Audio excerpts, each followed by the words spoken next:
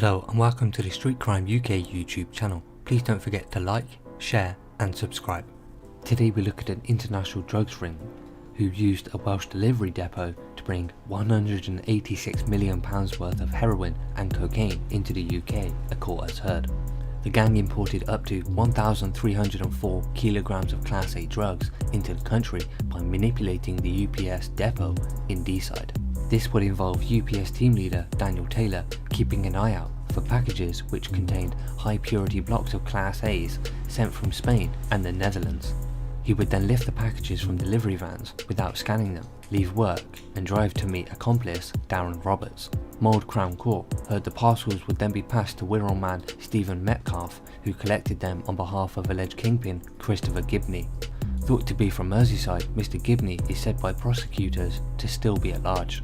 The gang created a unique system by utilising UPS waybills to smuggle 150 drug packages into the country from Europe between May 2019 and October 2020.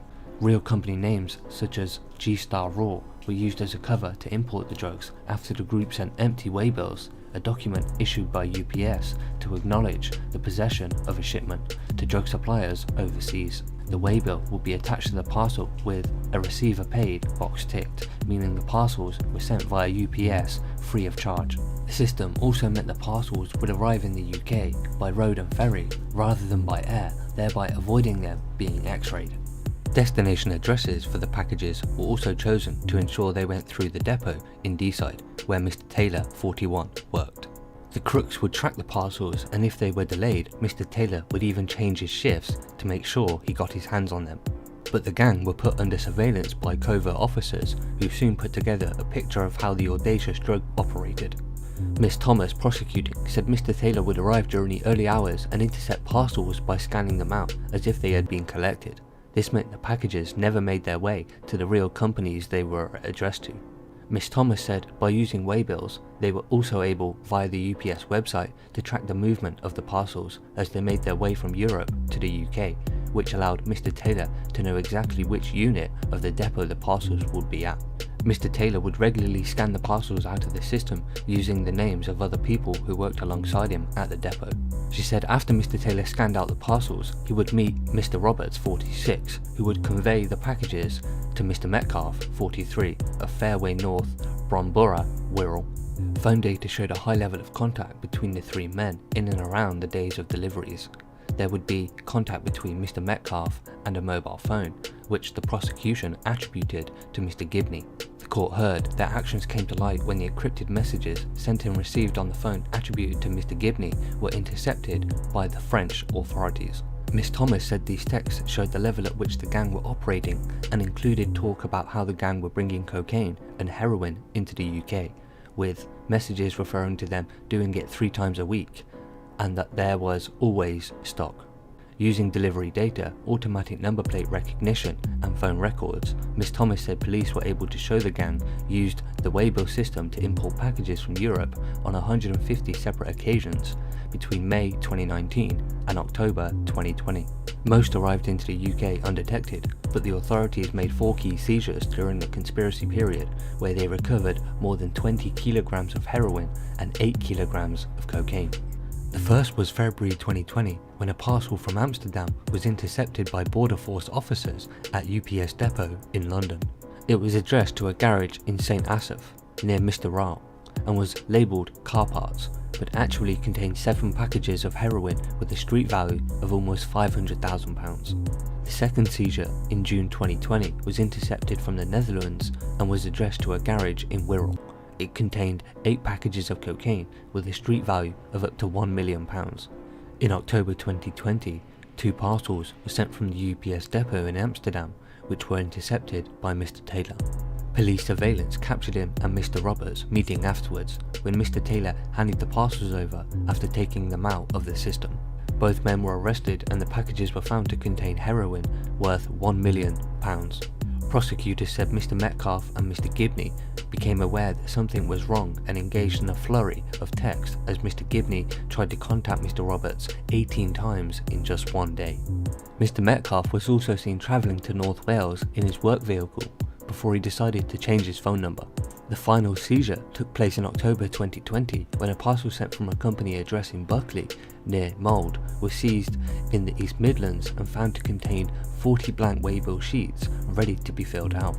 The prosecution said the potential street value of the packages that made it through undetected were estimated to have a street value of between 138 million and 186 million pounds. Ms Thomas said the seizures alone show the industrial nature of the criminality involved. Police searched Mr Taylor's address in Greenfield, Holywell, and found waybill numbers that were used to transport 27 of the parcels. At Mr Roberts' home in Cadden Drive, Bagillet, near Holywell, they found £18,500 in cash, a note addressed to Amsterdam, and a letter confirming he was a key worker for UPS, even though he was actually never employed by them. Mr Metcalf was later arrested on October 21, 2020, and all three men admitted conspiring to import cocaine and heroin. A defence lawyer for Mr Taylor, who had no previous convictions, said the hard-working man was performing under the directions of others. They told the court he was devastated for what he had done to his family and that his remorse was not only genuine but heartfelt. Mr Roberts, who was also of a previous good character, claimed he couldn't fathom how he got involved and had no influence on those higher up in the chain. They said he got involved when he was having debt problems and then found there was no way out. His lawyer said it's what happens to people who dance with the devil. He is a destroyed man who won't see his young children for many years, and his wife will lose the home they legitimately paid for. Mr Metcalf had 11 previous convictions for 15 offences and has served time for a drug offence, but was said to have not been in trouble for 16 years. His lawyer described him as a family man and said his downward spiral had been a fall from grace. Judge Rice Rowland said the offences came to light as a result of excellent work by the police. The three of you played pretty crucial roles in what was a sophisticated enterprise, with huge quantities of Class A drugs being sent from Spain and the Netherlands to this country via a parcels depot on D-side, where Mr Taylor was employed. They were addressed to innocent third parties and intercepted by Mr Taylor before suspicion was aroused. Mr Roberts and Mr Metcalf, you were involved in the onward transmission of the drugs. The judge said he accepted there were others above them in the pyramid of control. He said it wouldn't have worked if not for the roles the three of you were playing, and you would have been aware of the scale of the risks by taking part. Judge Rowlands added, you were all in this to make money, going behind the backs of your families, who I accept have been decimated to find out what you've done.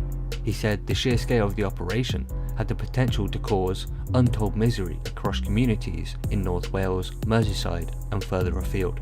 The judge said he took into account their guilty pleas and letters of reference from friends, family and employers, but jailed them for 15 years each.